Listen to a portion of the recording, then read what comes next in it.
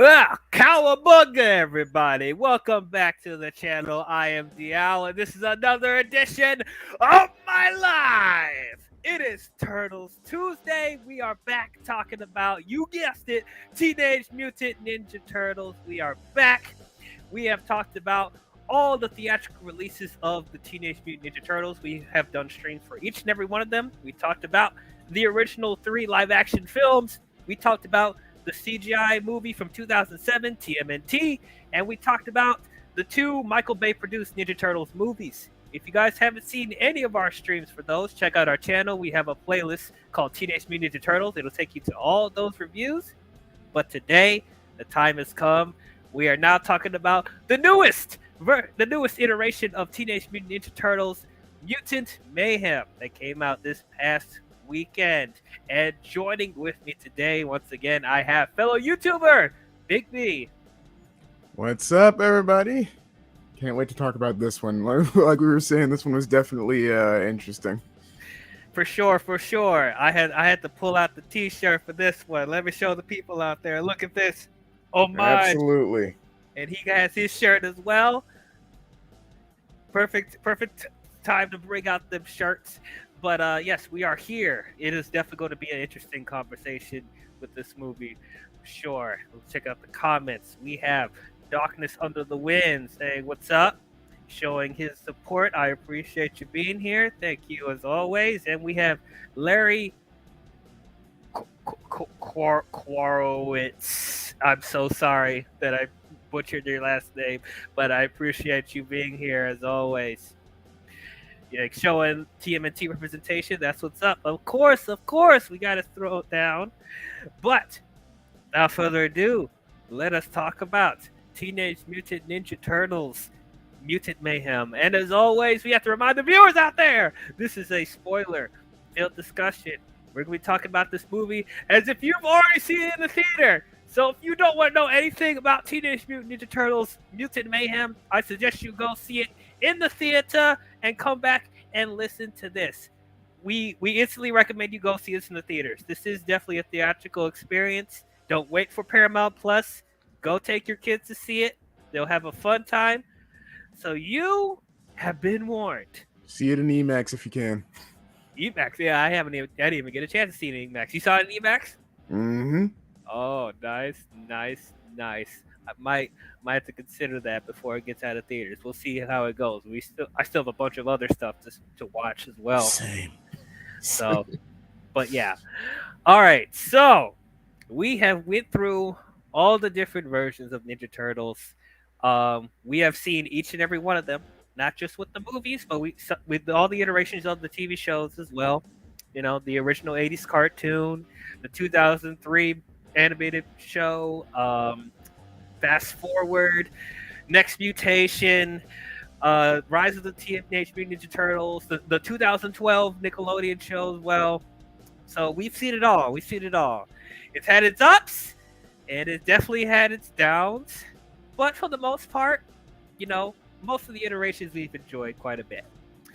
For me personally, though, while I am a Teenage Mutant Ninja Turtles fan, I'm going to be real with you guys. Around this point, I started to feel fatigue. I really did. There's been so many versions we've been getting in such a short period of time. Like, we've gotten, in the span of like 5 to 6 years, we've gotten the 2012 show, we've gotten the Michael Bay movies, we've gotten Rise of the Teenage Mutant Ninja Turtles, and now we have Mutant Mayhem. There's 4 different versions in 5 years, like that, within 5 to 6 years, which is just it's nuts to me. So like after the Michael Bay movies, which, you know, I thought both of them were okay. You know, I don't hate them like the majority of people, but you know, it definitely wasn't great. But just after that point, and then when Rise of the TMNT came out, I was just like, I'm just like, can we stop? Can we just stop for a minute? Can we take a break for a second? Because even like with the 2012 show, like, even though I think that's one of the better versions of Ninja Turtles, even I felt like the quality of that show started to decline slightly as we started getting to the latter half And then yeah, Rise of TMNT came out, and I was like, "What is this?" I don't know. Big B likes Rise of TMNT. Um, Yeah, yeah. Towards the latter half, the first half, I was like, and then it got towards the end. I was like, okay. This is good. This is actually really good. okay, so I didn't get to watch like the rest of it. Like so, the first half, yeah, it was rough to get through. So I I, didn't even want to finish it. I was like, okay. I would definitely say trudge through that and then watch the movie that they made afterwards because it's worth it. It's worth it. Fair enough, fair enough. But as far as the movies, I think they needed to like at least take a break with that because the Michael Bay films underperformed. Well, at least the second one did. I think the first one made a good enough profit, but like Yeah, yeah, it didn't like smash the box office at all. But then the second movie came out and it did less than the first movie. I think it underperformed, which is surprising because that was the movie that gave all the fan service to the Turtles. We yeah. got Bebop, we got Rocksteady, we got Baxter Stockman, we got Krang, we got Casey Jones. I'm like, you would think this would make more than the first movie, but I still think that it was mainly Transformers to blame because it was still coming out around that time where it was like, man, Michael Bay is dragging Transformers through the mud because Age of Extinction comes out, then you got TMNT, the first one in 2014. Then what was it? Last Night comes out, and then you got Out of the Shadows, and everyone's like, nope, yeah, nope. that's enough. That's enough. We've had enough of this abuse from Michael Bay. So yeah, I guess you're right about that. And people didn't really love the first movie that much. I mean, it was like a mixed response, to say the least. Hey Bianca, hi. Glad you could show up to finally show up in one of these lives. Like Lily, you haven't been on the channel since the She-Hulk review, but I'm glad you're back here again. Hopefully, I can have you on a live in the near future again. But glad you could be on here. But yeah, man. So I'm just turtled out. I was turtled out. I think they need to take like a good at least 5 year break.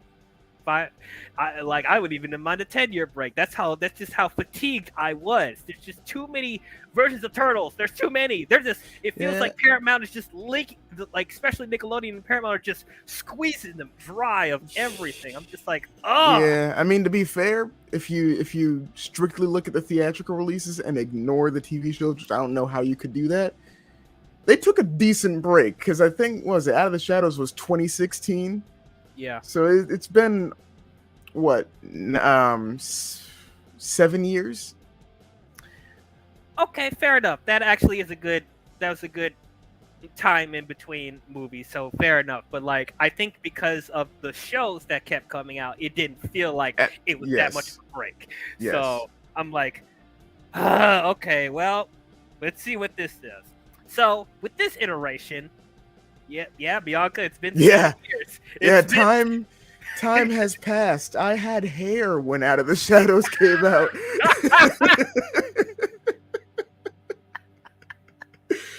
dang. I was a junior in high school when Out of the Shadows came out. Oh wow, That's wow. ooh. Mm.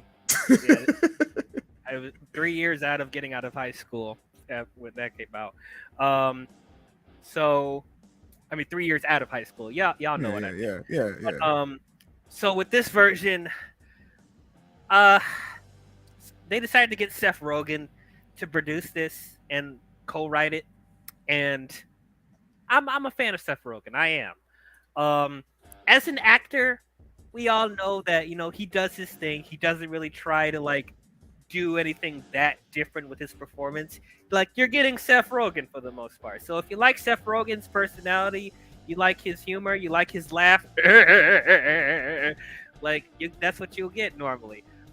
We just talked about him not too long ago because he voiced Donkey Kong in Super Mario Brothers, and I enjoyed him, but I thought I couldn't help but hear the Seth Rogen isms with Donkey Kong, but Big B and Ruby, who was on the review when we did it, they really liked Seth Rogen as Donkey Kong, which I was like, okay, cool, that is perfectly cool. But yeah, as far as like he's starting to lead more towards like producing animated stuff as of late, For those of you who don't know, I'm sure you guys already know, he's a big producer on the Invincible show on Prime, Mm-hmm. and that show is fantastic. I He's love he's it. also he's also executive producer for The Boys, which Yes. insane. That man, like, I think it's because of those projects that, like, I heard that he was producing this, and I was like, oh, okay, we're good. Yeah, yeah. I definitely think they looked at those and was like, yeah, you can do Ninja Turtles for sure. I haven't had a chance to watch The Boys yet. Surprisingly enough, I haven't watched it. I heard a lot of good things about it. I will watch it at some point. I, Yeah, you need to set aside a week to get through everything, man. That's fair enough. I Fair would enough. love to talk about that show with you. Fair enough. I will definitely get around to it. So as far as those, like, it definitely gave me faith that he will do good with Ninja Turtles. But then again, he did help to do other animated stuff that I didn't like at all, like practically hated. Sausage Party. I think it's one of the I worst was films I've ever seen. I was hoping Ever you seen. wouldn't even mention that I have to. atrocity. I have to. You got to take the good with the bad, man. I'm like, I know you do. I know you do. I can't help but thinking that whenever we think of animation. Well, yes, he's done great stuff like The Boys and Invincible. He also did terrible stuff like Sausage Party, and there's this other show that he did on Max called Santa Inc. that was so Oh, I terrible. forgot about that. I'm sorry, I blocked that shit from my memory as well. I'm just like, but once again to bring it up when you talk about him producing stuff, so it's like, I think he can do more serious matters or things that are like a weird gray area between like serious and comedic, like Ninja Turtles, Invincible, and The Boys. I think, or The Witcher as well. I think he's good at that stuff. mm-hmm, But when it comes to comedy, it's stay hit or away. miss. It's definitely hit or miss. It is hit or miss, but overall, stay away.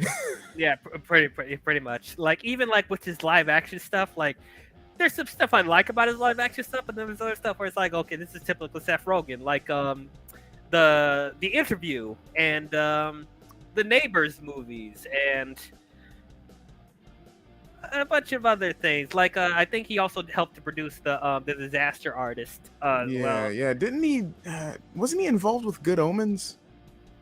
I I think haven't watched Good Omens, but I think that I was think so. yeah. I I think that think was well so. received. Blue Jay, I will block you from this channel. You better not. You better not start with me. Oh, Martin Scorsese. There are very few things that you could say are a masterpiece and be universally met with backlash. That is one of them. Oh man, I worked at the movie theater at the time when they came out, and it was a mess when that came out. It was trying to making sure the kids don't go into that theater and all that other stuff. I'm just like, Oh man, the amount of like I was working at let me see, what year was that? That was jeez. Okay, 2016. Yeah, I was at Toys R Us. So yeah, I was working at Toys R Us at the time, and there were a lot of kids there. You know, their parents were like, "Oh, I gotta take my kid to see Sausage Party," and I'm like, do not do that, do not do that." They were like, "But it's kids' film, it's animation." I was like, "No, no, it's not." this is why you parents out there, you need to do your research before you take your kids to see anything. You think that they would know the second they see Red Band? Red Band doesn't do kid stuff. Yeah, it's like they never watched the trailer. They never watched the No. trailer. They just looked at the cartoon hot dogs and hot dog buns and all that, and like, oh yeah, for kids. This whole thing of like people look at animated films like Second Class Citizens, only made for kids. It's just, that's what you get. That's what you get. Anyway, so regardless of all that, um, I was more looking forward to what Seth Rogen would do more than being worried because, like, when he does good stuff with animation, it's great. Mm-hmm. But my other worry about it is that we've gotten so many different versions of the Turtles in such a small period of time. What would his version of Turtles? How would he differentiate his version from the others? Yeah, and I think a lot of people expected it to be more in touch with the 80s version of the Turtles because he mentioned before that was like kind of what he liked most about it, what he grew up on and everything, which, like, okay, that's fair. And I do think that there were a good amount of people that were put off by the animation style when they first saw it. I know that there were a good amount of people that also were like in huge support of it. Like, there were a lot of like artists on Twitter and everything that I follow that were like ecstatic about the direction that they were taking in terms of visuals. But I know some people probably saw the visuals for this and were like, ooh. There's Uh.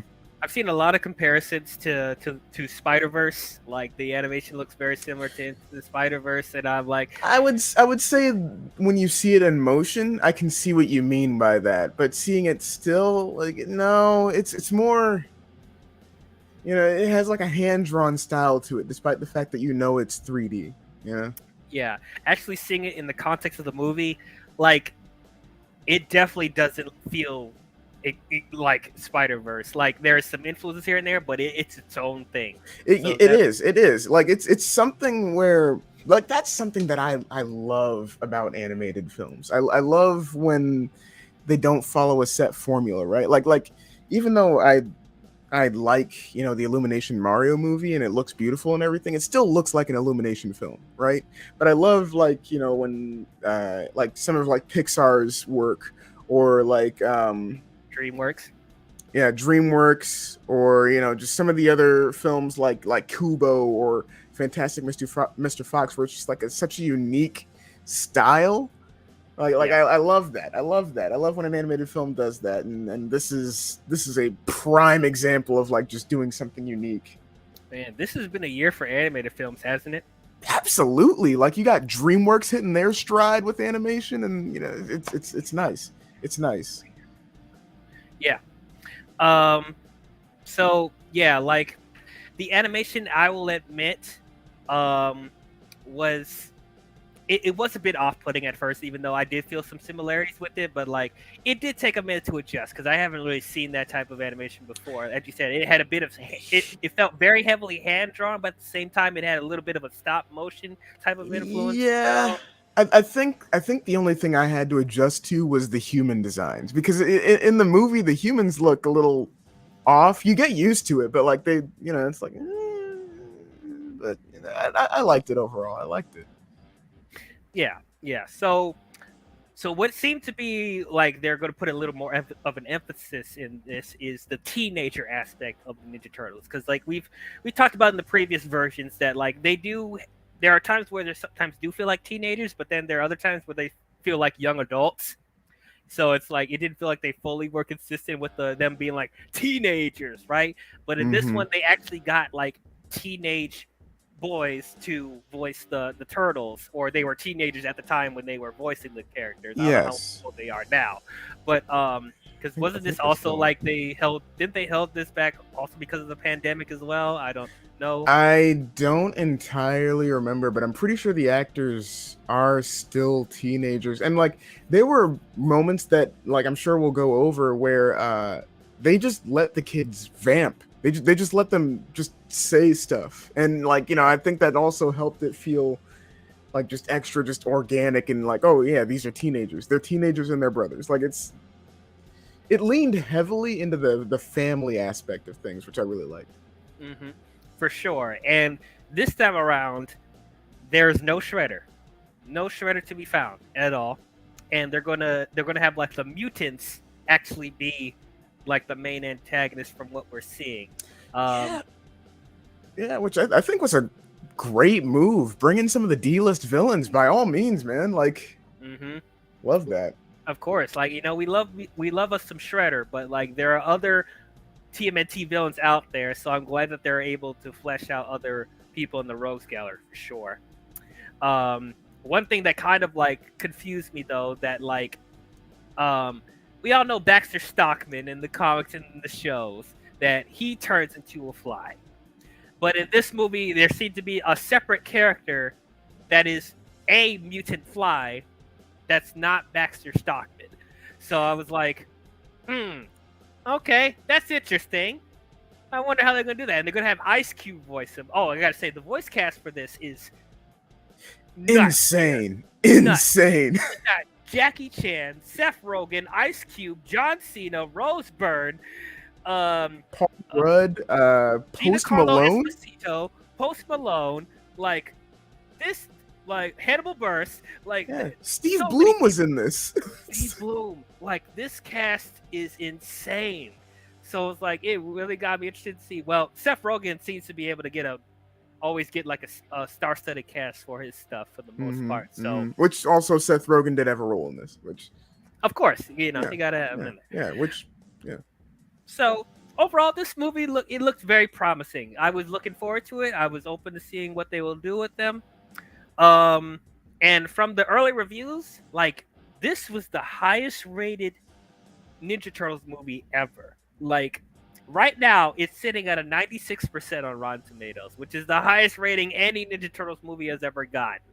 So people are very positive towards this movie. Um, so sitting down and watching this, saw this opening weekend. Definitely looking forward to it. The theater I was in was packed. same. Kids, adults, teenagers, they're all were in there. All were There, in there. yeah, oh yeah. No, there were grown men and women sitting there like clapping during this movie. I loved it. I loved it. I heard clapping. I heard laughter. Like there was even some really sad moments where I heard people reacting. I was like, "Wow, man!" But yeah, overall, what did I think about Mutant Mayhem? How does this stack up with the other versions of Turtles? Man, this doesn't make any sense. That's my instant. That was my instant thought walking out of the theater. I was like, "This doesn't make any sense because I should hate this." That's what I was wondering. I was wondering that when I got out of the theater. I was like, this does some adult stuff, but like it does a lot of like kid stuff. Like I was like, Dwayne's gonna hate this. I don't know if he hates this. Like that's the thing, because like as you said, like there's some tonal stuff that they go for in this movie. There's some kiddie stuff in here, and then there's some really dark stuff in here as well. There's a lot of creative choices they do with the turtles and the lore. There's a lot of changes they do from the original source material that like I should be furious about. That like I shouldn't like at all. Like I know people had their problems with the Michael Bay movies, but like I argue, as far as like the choices they done with this movie, this feels like even more of a departure than the Michael Bay films from face value. It's completely new direction. But like, even with all that, I think I love this movie.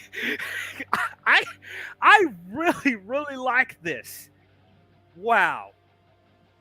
Seth Rogen, the writers, the director, they swung for the fences for this, and I had a blast with this. I feel like I say this up front. I think this is definitely one of the best Ninja Turtles movies I've ever seen. This is definitely top 3. I feel that confident to say that. Like this feels top 3. Absolutely. I did not expect to enjoy this as much as I did. Man, the cast all around was great. The voice acting from everyone is fantastic. I'll admit the animation style at first took a minute to adjust. Actually, seeing it in the context of the movie, it took a minute to adjust. But once we start getting into the nicks and cranny of it, I love this animation style. It fits so well for this version of the Turtles. Like we're living in such a year of animation movies, man. With Mario, Spider-Verse, all this other stuff. Like this is a great year for animation. It's movies, insane. Man. It's insane because you also have like established companies doing new things. Like DreamWorks is just insane right now, and you got this. It's nuts. Yeah, man. I'm so impressed with this. Samir, if you looked at most of my reviews for the March films, I've been very positive towards the majority of them. And if you've seen my review for the Flash and Guardians of the Galaxy Volume 3, I am a positive person, my friend. There are stuff that I love, okay? I'm not just a pessimistic guy. If you actually follow my channel, I see somebody who's actually watches my stuff. But anyway, but yeah, man, the voice acting was great, the animation was great, but like Hmm. the these versions of the characters, as I said, this is such a departure. But like, while it's a departure, I still felt the passion and the appreciation for the turtles. They still were able to capture the essence of the turtles while being so different. You know, like I just didn't. Absolutely. It felt so refreshing. And I was worried that like it wouldn't feel that refreshing because we've gotten so many versions of the turtles in such a small period of time. But like Seth Rogen, it felt like he knew that we've gotten so many versions, and he knew that he had to like do something drastically different to stand out. And Yeah. so, Yeah, no, I mean, hindsight, like in hindsight, if we would have gotten a movie that fell in line with the standard Ninja Turtles lore, like if we would have gotten another TMNT 2007, it would have felt, it would have been good, but like it wouldn't have felt, it wouldn't have given us that same sense of like just, wow, that was great, like such a breath of fresh air, because it's just the same thing over and over and over again. absolutely. Yeah, I forgot about that Kraken movie that DreamWorks did. I haven't. I've heard mixed things about it. I don't know. Yeah, I didn't, I never got around to seeing it. I wanted to, but We'll see. Maybe down the line, if we find it on whatever streaming service, I might go and watch it. But yeah, man, I just really, really enjoyed this movie. I did not expect to enjoy this as much as I did. But those are my general thoughts. Tell us, Big B, what did you think about Mutant Mayhem? I already thought we were secure when I heard that Seth Rogen was producing this based on his track record with other superhero ish properties. But yeah, no, going into this, like it was just like a grin the entire time. Like I was like, this is interesting, and it's in a good way. The character redesigns, you don't really notice. They did some very brave things with the lore here that I really wonder how they're gonna carry over into like sequels if they get greenlit or something. Um, the cast was amazing. The music was amazing. The actor, I mean, I already mentioned the cast was amazing, but I got to mention it again. The cast was amazing. Um, and the stuff that happened behind the scenes that you hear about on social media, both from Seth Rogen as well as from other sources, is amazing as well. Because like unlike Spider Verse, made sure that the animators were not overworked. I saw Blue Jay pointed that out in the chat there, which yeah, no, I was very happy to hear about that. Um, like that, like that's like everything about this was just great and like a joy to watch. And I'm probably gonna try to see it again before it goes out of theaters. And no, I mean like you said, it's in my top three as well. Like right now, like I had to I had to move one of the 90s films away because now it's '07 Secret of the Ooze and this movie. It was such a good movie. It was. For me, like I still need time to solidify what's like one, two, and three. But like it is the '90s movie, TMNT 2007, and Mutant Mayhem. I don't like that's not my set like one, two, three, but like definitely like it's in It's in those that area, it's yeah. in that area. So I need more time to think about it. We'll see if it like Mutant Mayhem goes up a little bit or switch spots, or it may end up being my favorite. I don't know, but yeah, I did not expect to feel this positive about it from my first viewing of this. But yeah, man. Now there are. It's not perfect. There are still a couple of choices Yeah. that I was like, I'm not sure about that. But as I said, the majority of the choices that they made, I was on board with it, and I didn't expect Yeah, to. yeah. No, I mean there were a lot of moments where like they made some changes and I was like, okay. And then as the movie went on, I was like, okay, I'm listening. Okay, no, no, no, this is good. This is good. Keep going, keep going. Right, exactly, exactly. Um, so Seth Rogen, as far as comic book animated properties, he's 3 for 3 here. He's three for Yes. three. just Um, comic book properties in general. I think comic book properties in general, yeah. he's just on a consistent just high with that. I love it. I think he found his calling with this. But yeah. Absolutely, absolutely. Put him in charge of the MCU. What? Wait a minute. Honestly, yes, they're gonna need all the help they can get. I just finished watching Secret Invasion, and I don't have a lot of good things to say about it. Uh, Same. tune in, for, tune in for my spoiler stream on Thursday. But yeah, man, like let him take over, man. I'm almost or let him take over Transformers and GI Joe too. Like Just whatever. all the comic book and superhero. Just give it to him. Just give it to him. Just He's good. Just give it to him. Just give it Yep, to him. he knows what we want to see. He knows what we want. You know what? I genuinely want to see what Seth Rogen's take on Transformers would be. After seeing this, I genuinely want to know. Honestly, yes, it got me really intrigued to see. I mean, they're all in the same family too. It's Paramount, Yep, so it's yep, like, yep. You got that. Transformers and GI Joe. I would love to see his takes on those. yeah, that would be really really cool. But yeah, let's get more detail about this movie. Let's start with the turtles themselves.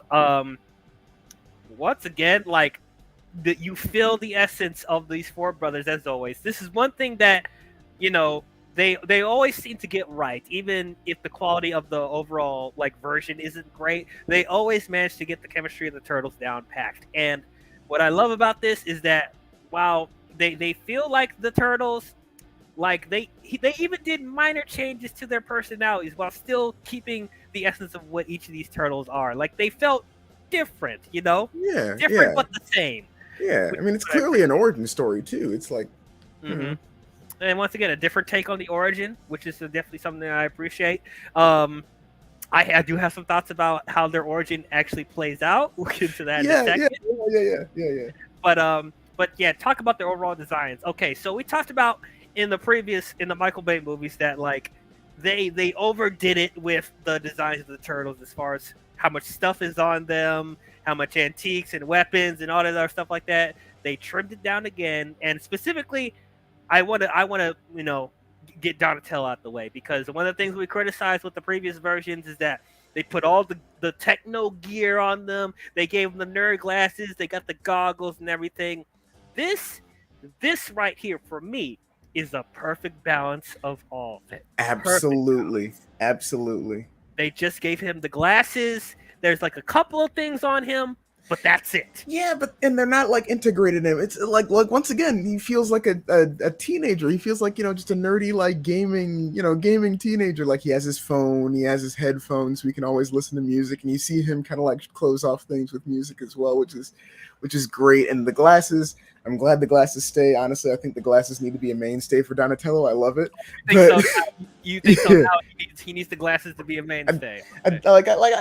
yeah, no, like at first when they showed that kind of stuff in like the Michael Bay films, I was like, I don't know, but now I'm like, no, that's great. I love it. I love it. Keep it, keep it. Fair enough. I just still don't know how to feel about it being a mainstay, but how it's designed here, like I'm okay with it. I'm okay with it. It's good now. But yeah, like yeah. Another thing I was kind of worried about going in when we first heard his voice. He sounded really, really young. Like he sounded the youngest out of all of them. He almost sounded like he was 12 or 13. But like that actually worked for this version of Donatello. Like Yeah, I thought it was cool. yeah, yeah. I mean, plus it just adds to the whole like he's kind of just kind of the more not to not to talk bad about him, but he's kind of like the wimpy one out of all of them. He's like he's not he's not macho like Raph. He's not the cool laid back one like Michelangelo. He's not charismatic like Leo tends to be. hmm So yeah, definitely appreciated that. Um, and then we have Michelangelo. Like what I actually really like about this, he's not like the doofus that he was in the previous versions. I mean, yeah, he's like he likes to still like the party the most out of all four of them, but like he's not treated like the the imbecile like we get to Mm-hmm. with the previous versions. Like he actually is competent. Um, so I definitely appreciated that they somehow matured Michelangelo a little bit more without completely abandoning his fun party nature. So I definitely appreciated that. Raphael still like the angry brute that he is from the previous versions, but felt a Hmm. lot more playful. It wasn't as heavy handed as the other versions. Like he's not brooding or anything like that. Like Yeah. what the thing that they play on specifically is that he has temper tantrums or anger issues, or they play that it's more like a of a they do a more playful thing with his anger Yeah, stuff. yeah, yeah. They're like, you got anger issues, man, but you know what? It's all right. And I love that it seems to be something that they've been keeping with Raphael's design. The like overhead mask. I like that. I love that for Uh, him. yeah, they actually kept the overhead mask thing, which I'm starting to like. I'm starting to be like, I think that should be a mainstay for Raph for sure. Yes, yes, It works for him. It works for him. And then Leonardo, I felt in this one felt a lot more relatable as the leader than he was in the previous version. I love me Leo. I think he's great as the monk like leader of the group. But in this one, you could tell he's struggling a little bit more to grasp that leadership role. It's almost like he's taking stuff a little too seriously, and it's like he's not getting the full respect of the other brothers just yet. And then there are times where he does kind of make a fool of himself a little bit, but yeah, yeah. I that mean, it's just also adds more. I'm sorry. Go ahead.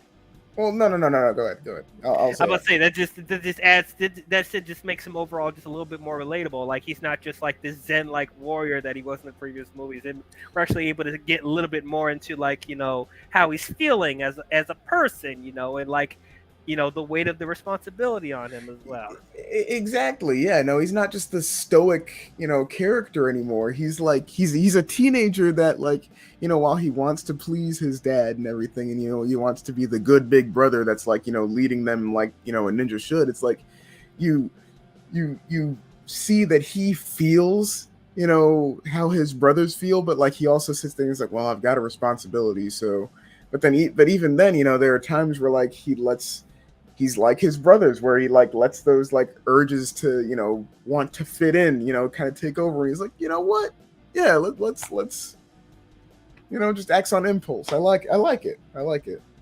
Exactly, exactly. Like this feels the most teenagery the turtles have felt in any version, and I definitely appreciate that. I actually felt the teenage aspect of them. And in that turn, it just made them more relatable and more fun to watch, honestly. And I thought it was genius that they got actual teenage boys to voice them, which gives them more longevity. If they want to turn this into another franchise, they'll be able to play the turtles for another 5 to 10 years, man. Yeah, So especially if they decide to go and be like, oh, they're in college now, like college age. Yeah. hmm so the possibilities are endless with them. So definitely really really like that about them. Um, and also as far as how they're built, they look like teenagers as well. They're not they don't look too muscly like the previous versions. They're not hulking in size. They actually look teenager size. So it's we appreciate that as well. Those little details, and all the turtles have their different shapes. Like Raph still looks like the biggest, but he's not hulking. And Donatello, since he's the youngest, he looks the thinnest out of all of them. It's interesting that they made Michelangelo. Well, actually, I think there's always been a thing that Michelangelo was still the shortest out of all of them. He's still shorter than Yeah, he's Donatello, he's he's tended to be the shortest out of all of them. but And he has the the deepest voice out of all four of them too, which was that was very interesting as well. But yeah, I like they play with that. I like they play with your expectations of how they look and how they act and stuff like that. That was pretty cool. yeah, I also love the like you see it for a brief moment, but the kid like baby designs of them. Love that. Love Oh what they yeah, did with yeah. that. I love when they always show the baby versions of the turtles. I thought that was great. It was weird, but it was adorable at the It, same it time. was it was absolutely adorable. Yeah, I'm just when Splinter is talking about their backstory, and it's they're all walking in the ooze or whatever, and they just start to cuddle Splinter, and it's Yeah, baby Raph and baby Mikey were those two were the most precious. I was like those two in particular. That was too adorable. Like Seth Rogen, as far as his style, he like when he does it well, he manages to strike a balance between it being like a bit off color and weird, but at the same time it's really cute and like adorable and charming. Like I like that type of stuff that he does. So that was really cool. Jackie Chan as Master Splinter. Genius. It took you this long to get Genius. Jackie Chan to play Splinter. Like, I thought this would be a no-brainer. Like, man, And I love this version of him too. he's Love so it. good. He's so good, man. Just the overprotective, supporting father. Love it. Love it. Love it. Love it. It's so good. It's so good. And like, he's not like that for no reason. Like, he actually has a reason why he's overprotective and why Yes. he doesn't trust humans. Like, Yes. it's all understandable. Like, I'll even say after seeing this movie, I like him more than Mako's version of Splinter from 2007. wait a minute, wait a minute. Like, Is that a hot take, man? I don't know if it is, but it couldn't help but like just constantly almost be on Splinter's side this whole movie. Honestly, Like- yes. Like, it was very tragic seeing like when he's raising the turtles and he takes them up on the surface for the first time, and you're seeing all the people just like, attack him, and like everybody angering at them. It's like, oh, the mutant killed him, whatever. It's like I felt that. Like, you also feel bad for him because like as the turtles seem to grow distant from him as the movie keeps going, or as he feels that they're kind of being driven away from him, you feel for him because he mentions multiple times they're all he has. He can't just go out and meet a mutant. He can't just go out and talk to a human. They're the only company he has. They're the only family he has. So he values them more than anything else. And like you get that sense with like other versions of Splinter, but you get that the most with this one, I feel. I absolutely, and it's like and like while we're slightly being grossed out and we're slightly feeling like sadness in the same sequence, we're also given such really good comedic timing because Jackie Chan is a funny man. He's such a funny guy, he's a comedy actor. He does really well with it. Like, yeah, we know Jackie Chan is like one of the best action stars, but like he also has such great comedic timing. Like, not only with his physical like stuff, but like, even him as an actor, like when he's telling his backstory in the beginning, like when he's talking about when he was just a regular rat, and like he's talking about, I was met on this top of the world. And it's like what like he met a cockroach, met a cockroach, and then he got killed, and then he ate him. Yeah. I also love the running joke he had of the milk machine. Oh my god, the milking! It's just like, He's like, why do you keep bringing up milking? yeah. He's like, they milked you, didn't they? He was like, well, I mean, does that say milk machine? There was even payoff with that. I'm just like, milking 2000. I'm just like, oh my god, this is such great writing. In the words of Luigi, this is cinema. This is cinema. This is absolute cinema, man. It's so great. Like, I'm with you, man. This is actually one of my favorite versions of Splinter, and I didn't think I would, because like this is such a departure from like the traditional Splinter that we've gotten. Mm-hmm. Even like one of the things, like I'm still kind of apprehensive on. I'm wondering how you feel about it, like how they turned into the turtles and how they learned ninjutsu, because we complained in the Michael Bay films that they learned ninjutsu from a book, and in this one they just watch a bunch of martial arts films and instruction videos on TV. Like, how did you feel about that? I think that makes a lot more sense than the Michael Bay explanation, because like, you still have the question of how they get their hands on weapons, but at the same time it's like I feel like in modern day New York, if you're not if you're not going with the Hamato Yoshi origin, then 110% someone's learning martial arts from like either some like $20 a session sensei in a dojo on like the corner of like 10th Street, or you're learning it from like some old VHS tape. Like that's 100% that's how that's going. I guess so. I guess so. It does feel a little bit more tangible to learn something on television than just reading from a book, I guess, because you actually Hmm. like see people demonstrating what to do or Hmm. whatever. I also love the reasoning for it because you don't have the foot in this movie. You don't have them as an ever-present threat, so it's like you kind of wonder what was the reason for him even teaching them ninjutsu. Why'd they even need to learn that? And it's like, oh no, because the humans hate you.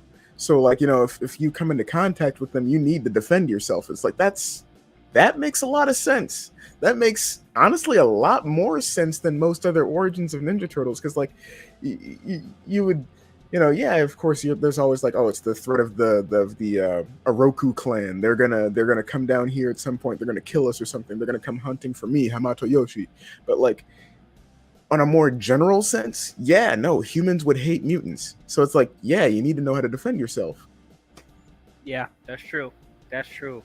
So, so are you okay with? Because we complained so many times that they're just ignore Hamato Yoshi in like the recent versions. Are you okay with no This Hamato one, Yoshi this playing one, it? I'm fine with it because in the Michael Bay film, it felt like that should have been a thing. It felt like we needed that dynamic in order to add to some of the depth that they wanted us to feel with the plot for those movies. They wanted you, like, like when Splinter and Shredder cross paths, you get the feeling that they have a history even though they don't. And it's like you like those movies. It felt like you needed that depth. You needed that Hamato Yoshi origin story in order to make that good. But along with reshoots. But but here, without having Oroku Saki in the picture yet, um, like I'm fine with it. I'm fine with it because they're not in the picture. So it's like, okay, how do you go about this story? And this is the perfect way to go about it. Fair enough. Do you think? And you can mention the mid credit scene if this will help you with your answer. Do you Mm. think there's a possibility we will get Yoshi incorporated to the story in a different way? So this is kind of interesting. This is kind of an interesting thought, but I think because of how many deviations they've taken with this, like what they did with Baxter Stockman in this film, I wouldn't be surprised if if they either don't include Hamato Yoshi or they make Hamato Yoshi a part of the Foot Clan as like Oh God! Oh, as part of that mercenary organization that in the mid credit scene they kind of make mention of. oh I boy! could totally see that being a thing, especially with like the ongoing story now that Nickelodeon likes to tell, where Karai is the daughter of Hamato Yoshi. Hmm. It would be honestly really cool to see that. Like maybe you see a Hamato Yoshi that's a part of the Foot Clan, and maybe he gradually gets on the mutant side or something. Or if you want to put in more drama, is that the rivalry between um, Oroku Saki and Yoshi, and like they had like a the same love interest, I guess, at the time. Mm-hmm. Mm-hmm. And it's That's the like you usual create a love story. Yeah. triangle, and then she ends up having a daughter who ends up being Karai, and then from some circumstances or whatever, like the confrontation between Orokusaki and Yoshi, where Orokusaki lost, and he ends up taking Karai as his own, like that's his Mm-hmm. daughter. But then we find out that's actually Yoshi's daughter, and then whatever. I did, that's just speculation. That's I something mean, that's interesting to that's do. what they did But in No 12 in the 2012 series. That's what they did. yeah. So I mean, I could see them doing something like that, or like I could see them introducing Hamato Yoshi as like in the 2003 show. They Hmm. had an ancient master, an old master called the Ancient One. I could totally see them being like, okay, Hamato Yoshi is going to be who like refines their ninjutsu skills so that they can face the Shredder. Hmm. That'd be cool too. That'd be really Hmm. cool too. Not to be confused with the ancient one from the Marvel Cinematic Universe. No, yeah, yeah, yeah, yeah. No. No, no, no, no, no. Right, Completely right. different guy. He's like Yoda, but if Yoda and Bo Rai Cho fused. cool. Yeah, good comparison. Um, but like, yeah, to what you said earlier about like, them doing so many changes and deviations and them working so well, like me even thinking about the idea of Yoshi being part of the Foot Clan is something that I would instantly be like, no way, no way, that's against this character, blah blah blah blah. But like the way the choices are handled in this, like I'm almost like, yeah, let's see how that plays out in this Mm-hmm. franchise. Like Mm-hmm. there's a lot of examples here which we'll talk about where it's like they change a lot of stuff where it leaves more it leaves it more open for different possibilities if they continue with these versions of turtles. Yeah, yeah, that's the beautiful thing I think about this film, which seems to be turning into a series or at least a duology, is that they're not restricted by the previous versions of the lore. You have the core characters and you have the core character traits, but that's it. And Hmm. I think that's beautiful when it's handled correctly, which it definitely is here. Definitely, definitely. Um, moving on, let us talk about April O'Neil. So with April, of course, you heard certain people online that she's gone through a lot of controversy because, oh, she's not the hot No, April O'Neil from the previous versions. Oh, she's black. Oh, she's a little thick. I'm like, oh, this is nah, complete nah, deviation from April. How dare nah. they change it? Blah blah blah. Shut your mouth. This April is great. I love This this was April. this was peak April. This was peak April. Oh wait, is This was another hot take. this Another this hot take. was this was This this is the best April we've seen since '07, in my opinion. This is the best Oh April we've seen since my '07. gosh, you're ready to say that? I am Wow. absolutely ready to say that. This April felt so fresh, but all at the same time had a lot of the core April character traits. Felt very involved in the plot and felt like she had a reason to be involved in the plot. Didn't feel like a forced female character that was forced into the front seat or something like that. She has her character flaws and everything that she overcomes. She has her moments, she has her like background moments, she has her like banter with the turtles. It's great. It's great. It's perfect. Shut your mouths, close off your minds, go watch the movie. It's great. Like, just Pretty much you're emulating the same thoughts I do, man. She was absolutely great. I I gotta sit on it more to say that this is peak April O'Neil. I gotta sit on it, but like I definitely think this is one of the best versions of April that we've gotten. And like I didn't expect her to be bad, obviously. Um, same. but like she did seem very different from the other versions, even more different than Megan Fox. So I was like, I Yeah. wonder, yeah, I was just wondering like how drastic were they going to make her character, but like it Well, didn't really seem that. I mean, it was once again it was different, but still felt like the April that we know. yeah, I mean, I was sitting there thinking like, okay, they're sticking with the thing they did in Rise of the TMNT, where April's black. They're once again replacing a redhead with a black person. Okay, I get it, but Oh yeah, that's you know, still what's going on with this? yeah, What's yeah, going yeah, on? yeah. But like, I was like, okay, this design's cool. This design's cool. It fits in modern day kind of like aesthetics and everything. They kept some aspects like the yellow coat and everything. I liked that. I liked that. She's a journalist. I liked that too. Hmm.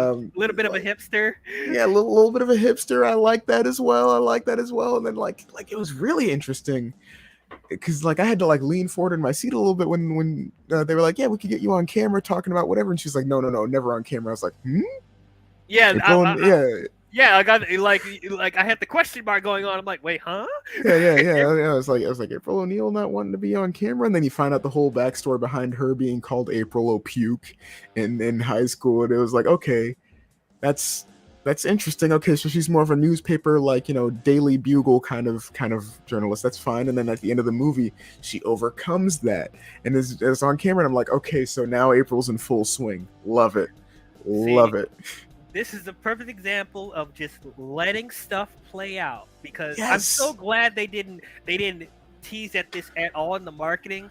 Like, I'm glad they actually waited to see how her character developed in the movie. And Yes. and like you, I was getting worried when they said, "Oh, she didn't like being in front of the camera." That's not an April O'Neil thing. But then actually seeing why she is that way, and then by the end of the movie, she overcomes that, and she, like she ends up being in front of the camera more. Like, that's character development, my friend. Actual compelling character development and character arcs are few and far in between in films nowadays, and it is so euphoric when they get it right. The Bumblebee movie for Transformers, they got it right there. Um, Mhm. and this movie as well. You have this movie especially because you have so many characters and you have so many of them with their own individual flaws and character arcs that they need to go through, and they all go through them by the end of the movie. Each and every single one that has an arc gets to the end of their arc at the end of the movie, and it is beautiful. It is beautiful. It is Yeah. like a beautiful just crescendo of conclusion. It's great.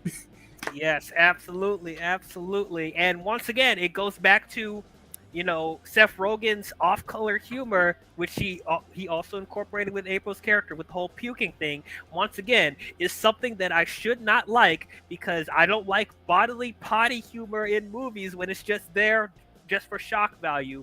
But it actually the way it was handled in this was not Yeah. only funny, but it was incorporated into the story well. Why she pukes the way she does, like, Yeah, and they did something with that funny enough, I don't think we really see in films too much anymore. Where like they mention yeah, it and they start to do a flashback, and then it gets to that moment and it cuts away, and you think, oh well, they're not going to show it, not and then gonna they show it. show it anyway. But They cut anyway, back to it and show it anyway. And it's like, okay, that's funny right, because we don't get to see that too often, but that's funny.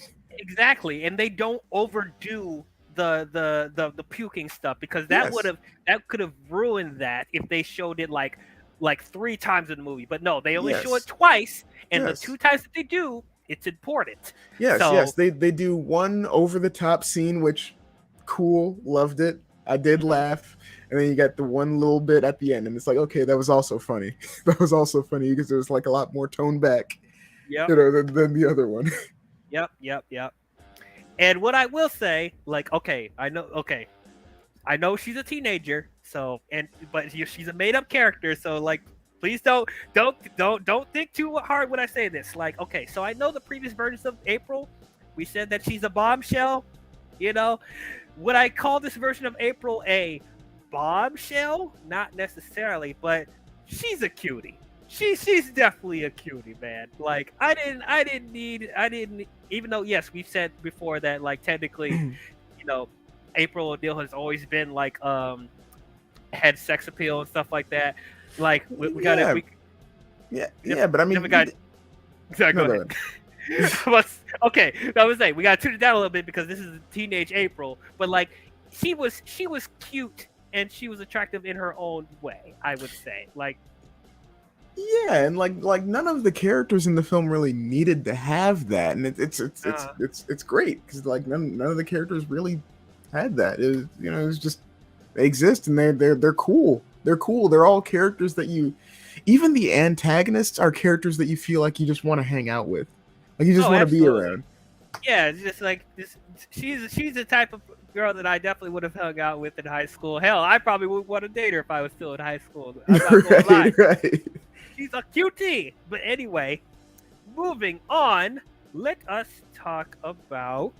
Okay, so I guess let's mention him a little bit because he was only in the beginning of the movie, and I'm interested to hear how you felt about how they utilized him. Baxter Stockman, played by Giancarlo Esposito. Insane that they only had him for like one scene. Insane. I when they show him on the ground. First off, that was like setting the tone. Like, oh, they're not afraid to kill people on screen.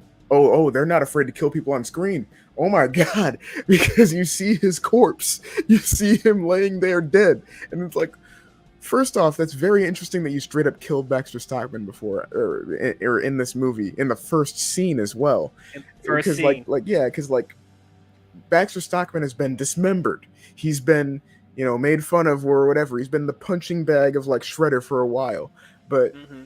he's never been just outright killed. You know, outside of like maybe a few small instances in the 2003 show and like in the comics. So like them doing that here, especially when he's played by such an accomplished actor, like it shocked me. Like I was like that set the tone, like that had me paying complete and utter attention for this film because like Absolutely. yeah, because like the second they did that, I was like, okay, you have my attention. I'm really curious what you're doing with this. Why'd you do that? Why did you do that? Is Hmm. this going to be like a bait and switch? Or are you going to like say like, oh no, he was alive the whole time or something? Or is he just actually dead? And it's like 15 years later, it's like, oh my god, he's dead. He's actually gone. He's gone. Like, oh wow. Yeah, like the moment that happened, the moment he died, that instantly told me that, oh, this is not the turtles that you're gonna Yeah, be used to. Get and ready. it's also messed up because Baxter Stockman's a good guy. He's a good guy. Yeah, he actually wasn't like evil. Like Yeah, he just wanted a family. He was just making a family, and the government came and killed him for it. That was messed up. tragedy. Instant tragedy in this kid's movie. Yeah, I'm like, Baxter Stockman was a protagonist. I never thought I'd be saying that. never thought I'd say this. So yeah, at that point it was like that definitely set a tone for this movie, being like, this ain't your grandma's Ninja Turtles. We going somewhere different. We're going on a wild ride. Strap in. We're about to go in. And I will say multiple people, mainly background characters, but multiple people do die in this movie, on Oh yeah, screen. yeah. On On screen. screen, they're vegetables. Like, which I'm like, wow, they're really going there. But I will say, I was getting a little worried when they killed Baxter Stockman, because I was like, Sam. why would you kill off such a legacy character like that? He's so integral to the lore. Like, what made you make that drastic of a decision? It's like Same. in Star Trek '09 when people were freaking out that J.J. Abrams blew up Spock's planet. Yep. That Yep. is like that big of a what the f moment, you Yeah, know? yeah. I mean, that was another moment where I was sitting there like I was like fully tuned in, like I said, but I was also sitting there like, oh, Dwayne's gonna hate this. Mhm. Like, I was getting worried. I was like, okay, I was almost like, okay, let's see where it goes from here. But I was like, wow, you just Yeah, went like there. Okay. just jaw on the floor like that. That was Giancarlo Esposito. You just Hmm. killed him in the Yep. first scene. Yeah. Yeah. But yeah. So for the few minutes we got of Giancarlo Esposito, he did really good. And yeah, I'm glad that we got to see Baxter Stockman in a better light. I'll say this: I don't care if this is I don't think this is a hot take, but I'm gonna put this up anyway. The few minutes we got of Giancarlo Esposito as Baxter Stockman was 20 times better than Tyler Perry as Baxter Stockman in Out of the Shadows. I'm just gonna say that right now. I will Like, agree with you. I will 100% agree with you. I think it's also because of how fresh of a take on the character this was. You wasn't like, I mentioned before in Out of the Shadows that I liked Baxter Stockman being like a little egotistical, a little awkward and everything. And like in this one, he was awkward, but like he was genuine. He was like a doting father, and it's like, man, like it's also crazy that he's the one who single-handedly, because of his death, sets up the entire conflict for the film. His yes. his his death is the linchpin. That is what that is what starts everything. Right. So it's like it didn't just feel like a cheap death. Like, there's actually ramifications to what happens. Not only do we get to see a different side of Baxter we haven't seen before, he's more of a sympathetic character. He connects to the antagonist's backstory as well. He sets up other conflicts to happen in the future. So it's like his death was still very important, even though he got killed in the first 5 minutes of the movie. So Yes, it's like, yes, yes. His death is the whole reason for the entire plot happening. It's the reason for Superfly's character being the way he is. It's the reason for the turtles even existing. Like, and it's the reason for TCRI being so obsessed with getting their hands on that research. Fantastic. yeah, fantastic. That was great. RJ, like the biggest Ninja Turtles fan I've ever seen. Glad you could be here. Glad you could be here. Um, but yeah, man. So that was pretty cool. So since we're talking about Baxter Stockman, let's start talking about Superfly. Superfly, voiced by Ice Cube. He felt like the chill uncle with a temper. Like he felt like when he was on screen, it was like, oh man, I want to hang around this guy, but I don't want to hang around too close to this guy because he feels like he's gonna like bite my head off if I say the wrong thing. But like he seems so chill though, but he seems so protective and sweet, but he seems so brutal. Yeah, like there's so many layers to Superfly that I did not expect from this. It's like Ice Cube. I like Ice Cube as an actor. Um, I would say like he has the most range. He's good doing his trademark stuff. We've seen him in more comedic movies like 21 Jump Yeah, Street, and he are we voiced there other. yet? Are we there yet? And he voiced other animated stuff like The Book of Life and stuff like that. He was pretty good in that. But like in this one, it felt like he was hard. He felt like he got some influences from his older days being in NWA. It felt like Yeah, he was no, no, harnessing this, his old Ice Cube. yeah. This felt like NWA Ice Cube got mutated, and I Yep. loved it. I loved it. Like yeah, Ice Cube just fits so well as this character. And this is like an original. Technically, this is an original character they made, and like it just works so well because like Baxter Stockman doesn't turn into this mutant fly. Instead, he made the mutant fly a separate character, and it just works so well. He's so charismatic.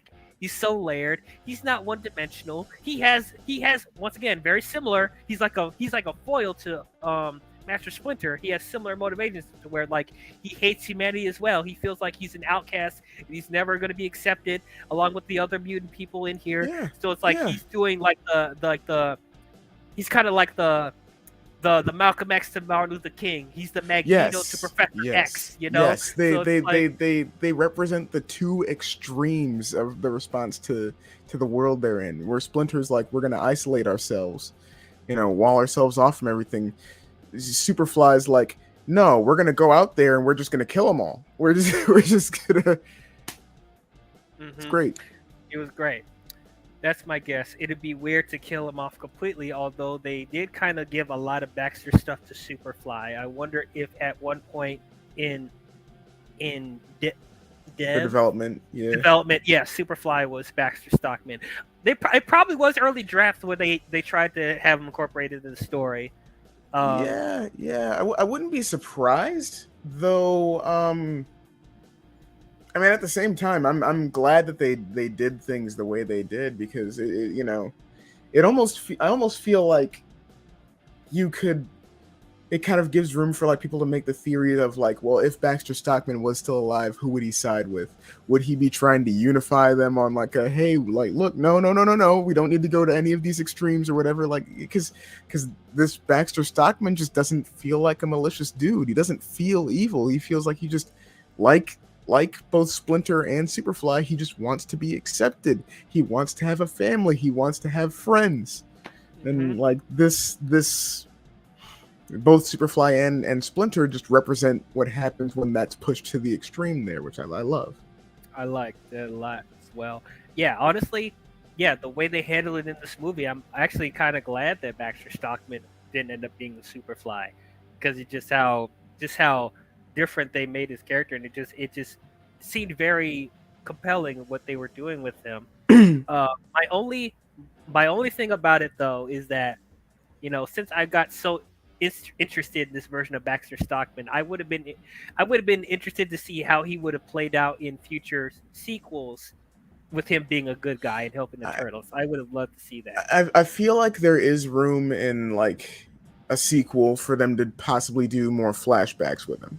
I feel like there is room for them to kind of go back and be like, oh well, this is how his research started, or this is how he got employed at TCRI or something like that. Because you get the film starts with them going on a manhunt for Baxter Stockman, which sets him up as like this imposing figure, and he's really not. He's really not. So hmm For sure. What is up, Rhea? Glad you could be here. Glad you could be here. Um, and then oh, hold on, sorry. I'll highlight that in a second. I'm interested in the mutants all living with the turtles since we haven't seen that yet. I bet it'll be really cool for the TV show. That's another thing too, which I guess we'll talk about now because RJ brought it up. How do you guys feel about Bebop and Rocksteady being cool with the turtles and being part of their family? I have a feeling that might be controversial with the fan base. So when they first pitched that idea, like when they were like, "Oh, you could all live with us," I was like, "Okay, so they're probably going to extend that invitation and they're going to reject that, right? Because there's no way that that could work, right?" And then at the end of the film, you see them all living together happily, and it's like, "Oh my god, I actually love this. I actually want Yeah, more of this. I want more of this." honestly, yes. Once again, this is a creative choice where at face value, I should loathe this choice. I should hate it. But the way it's handled in here, I'm with you. I really like this, and I want to see more from this. I want to see where they go Yes, with this. yes, Like Bebop and Rocksteady, they're good guys in here. They're yeah. good They're guys. just misunderstood and like a little angry, and like they express at one point in the film they're angry because of the extremes that Superfly is trying to go to, and how he's trying to like pigeonhole them all into doing what he wants to do.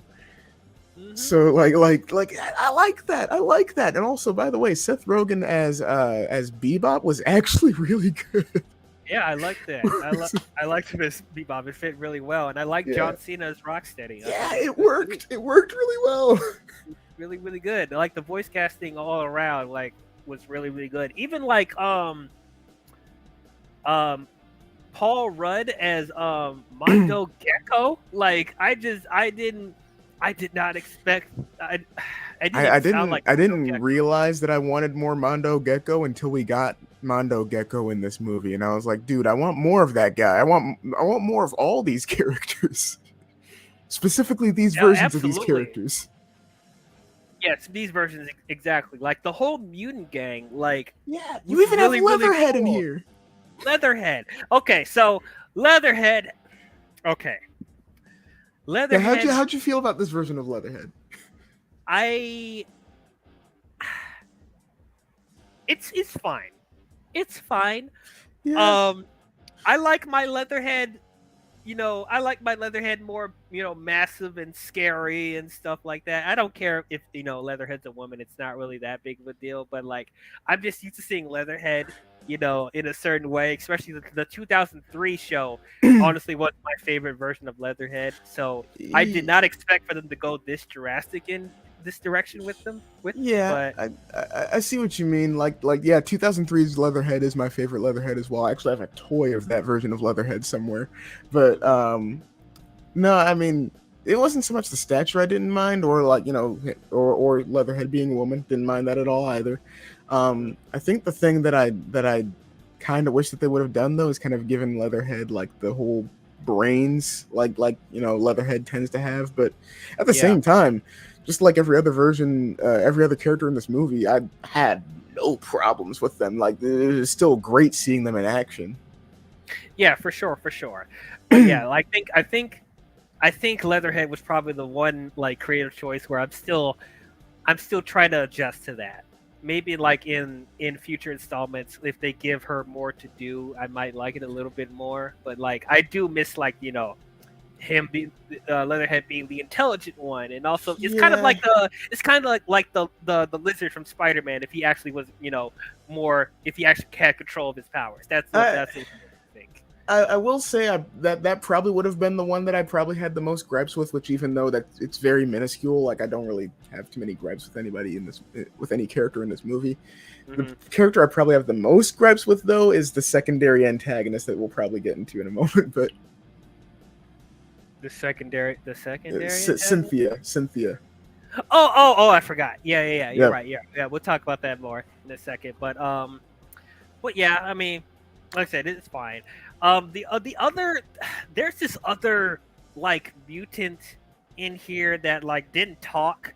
That she just talks like oh yeah, the one the one that ends up with his, Splinter at the end. himself, herself. Like, okay, so I don't know if you've heard the controversy with this character as well. It started a whole uproar with the SJWs and the feminists as well. Like, okay, so they made this whole thing that like people thought that Splinter was gay because they thought that this character was a male because you see the name is himself, but it ended up that this character is a female. And when they were marketing this movie, they misled people to saying that this character was a male, and so people were mad that Splinter was gay when he actually wasn't gay. That was actually a female. I feel And like I feel like it's meant to just still be ambiguous, honestly, because like even Superfly mentions like, oh yeah, my brothers and my sister, singular, but like yeah, I feel like it's still meant to be ambiguous, but like who cares? yeah. Honestly, I mean that part is not a big deal, but like I just that whole thing of that's the one thing I didn't really care for. I didn't really It, like that much. Is that I'm okay with giving Splinter a romantic interest, but like it's not. There's nothing really like profound about that romance. It just came out of nowhere. They played it like a joke, yeah, honestly. yeah. I mean, I think that's kind of how it was meant to be, and honestly, I feel like if anything, it kind of makes sense for this version of Splinter because like he's a rat. He's a rat. He's just he was a guy who he ate his friend. I don't like I mean, I get it, but like I just feel like they could have done something a little bit more.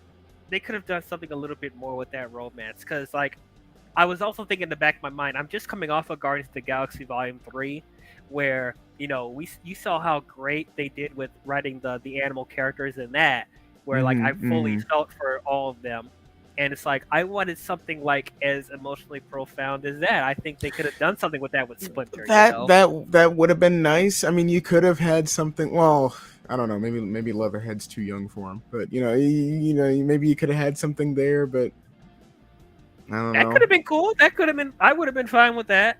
I don't If know. they adjusted Or some things here and there, but yeah, I don't yeah. know. But like, it didn't need to happen, and it does feel kind of like it just kind of came out of nowhere. But at the same time, I guess it was something that they did mention at the beginning of the movie, where Splinter's like, "Well, I don't typically meet mutants my age. I can't just go out and meet whatever."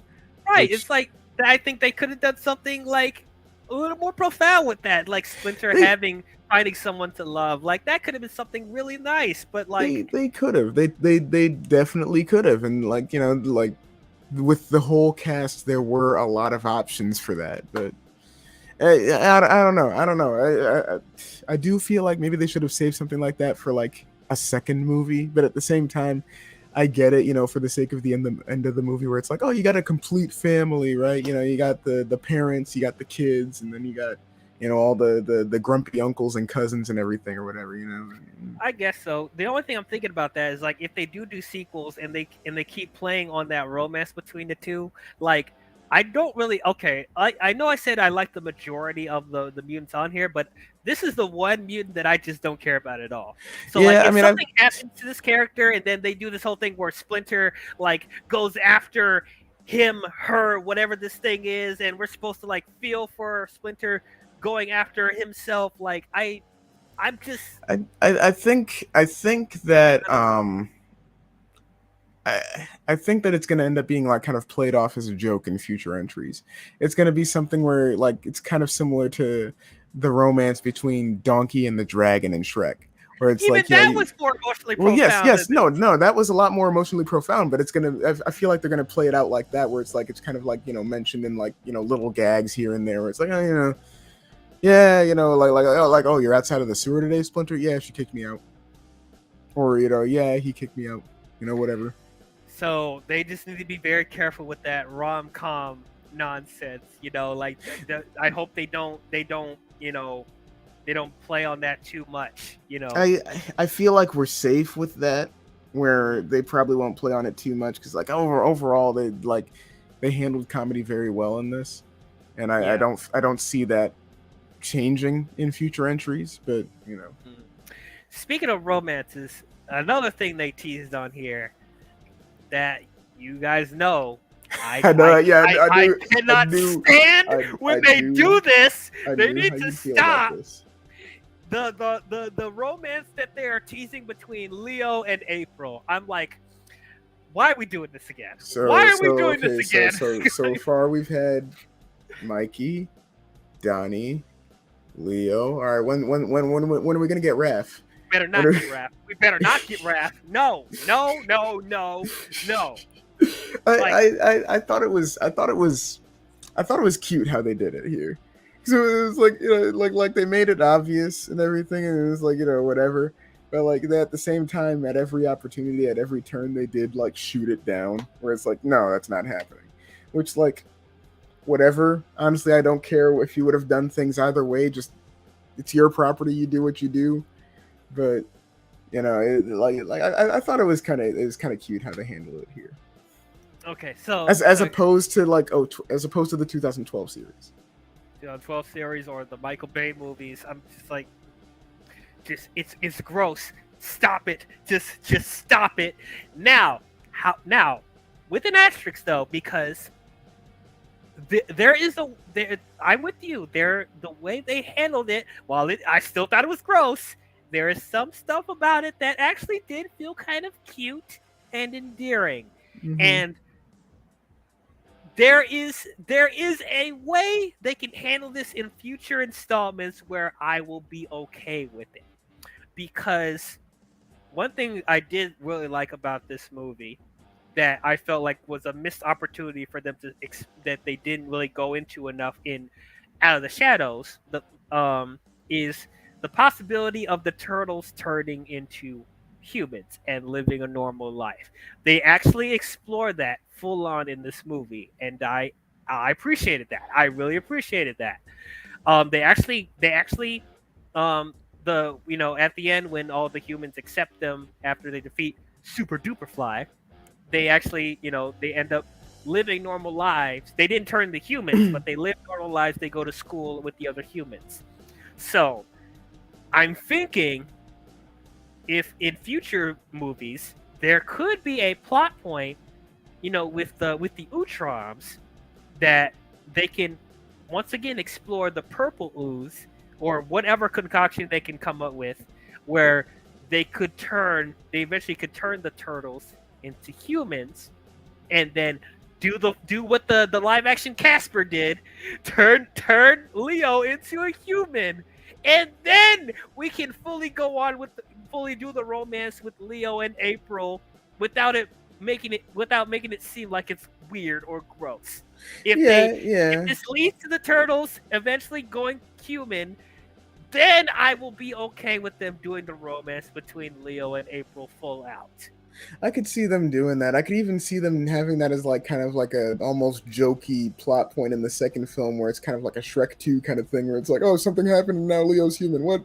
But once again, I do like how they handled it here, where they fully played into like the teenage aspect of it, where like, when they first see April, and Leo's like, we gotta go get her bike, and he just immediately, as Dottie says, all of his hormones just fired off at once. Where he's just I like, must we're help this going. attractive woman get her bike back. I'm just like, what the I love that. I love that he like holds his swords out like straight arm and just charges I must, off. Loved that. Loved that was so dorky but so cute at the same I time. loved that, and it also added into the whole like him being an awkward leader kind of thing. Where That's like, yeah, where like he's put in charge of these situations, put in charge of like interacting with April, and he's not too sure how to go about it. I right, like that. right. I like all that. Oh, what's up, Enosh? Where have you been, man? I haven't seen you in I don't know how long. I know you're setting up to do your return stream really soon. I can't wait to see you again. Hopefully, I can jump on whenever you do it. But I'm glad you can come on, man. Um, RJ saying that it's it's a time honored tradition in TMNT adaptations. One of the turtles got a crush on April. That doesn't mean I True, have to like true. it. That doesn't mean I have to like it. That's true, but you also have to acknowledge that it will always be there. I swear. If Raph is next, I'm gonna be It's so freaking mad. guarantee you it's probably already happened in some comic book adaptation. It's probably already happened.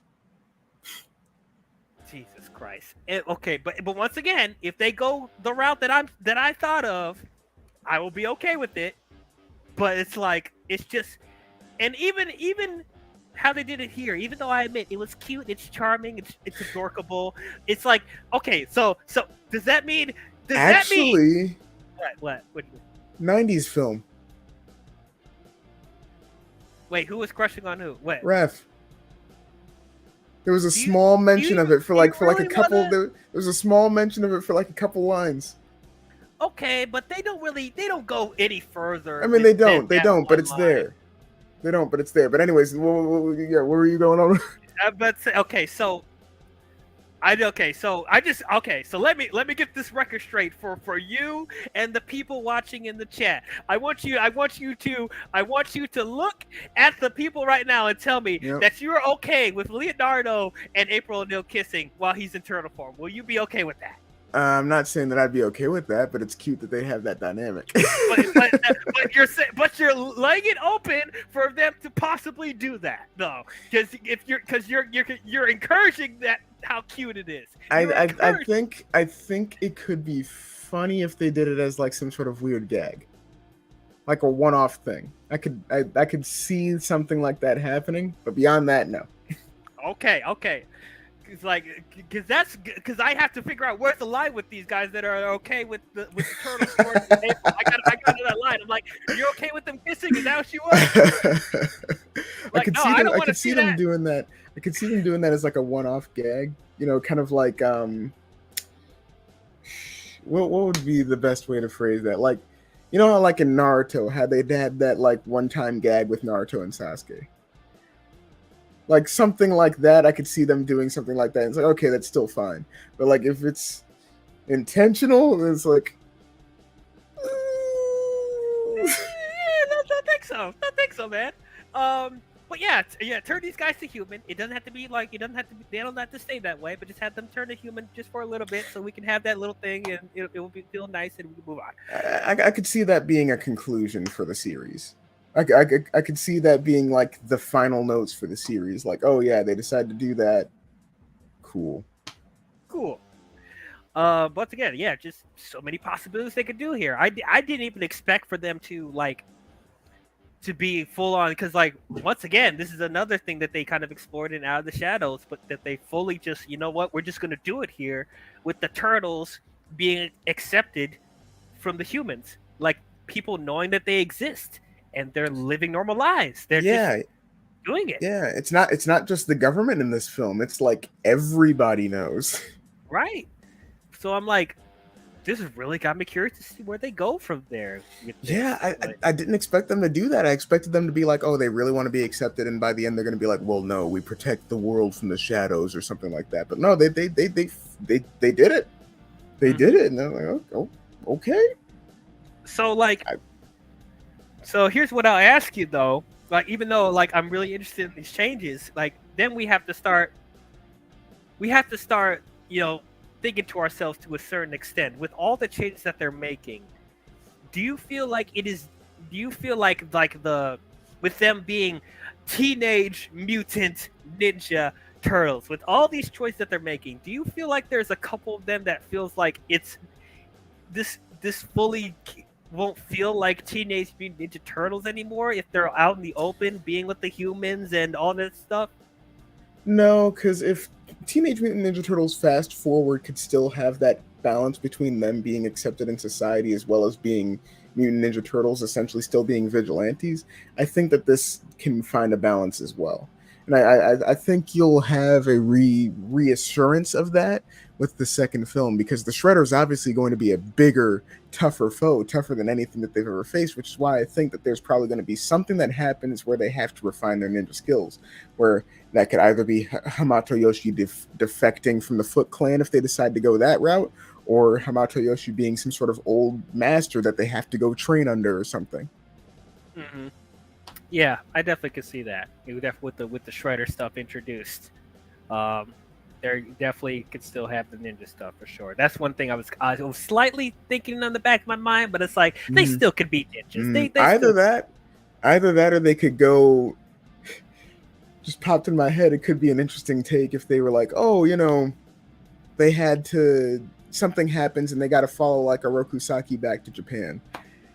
oh, what do you know? There are mutants in Japan, and they run into like Usagi or something like that, and that's the person that trains them or Oh, something, which would be interesting. I could see them doing something like that, but that actually would be cool. To do the time travel thing better than the third movie. Thank God. But okay, so yeah, I liked at the end when the mutants all turn against Superfly and like they all help them to stop Super Duper Fly. How'd you feel about the Super Duper Fly stuff?